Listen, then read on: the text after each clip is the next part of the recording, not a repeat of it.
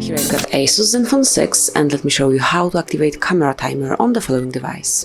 So at first let's open the camera app, then find and select the settings right here and then go to timer. And now just pick the option that you would like to apply, so you can take a photo with 2 seconds delay, 5 seconds delay or 10 seconds delay. Let me choose 10 seconds at first. Let's go back and as you can see now, you can take it with 10 seconds delay. So at first you will see the countdown right here and afterwards the picture will be taken. That's it. Then you can change it to, for example, 2 seconds.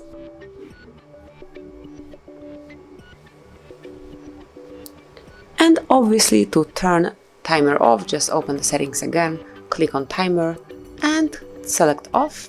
And now the picture is taken immediately after a click. So this is it, that would be all. This is how you can smoothly and easily activate the camera timer on ASUS Zenfone 6. Thank you for watching, please subscribe our channel and leave the thumbs up.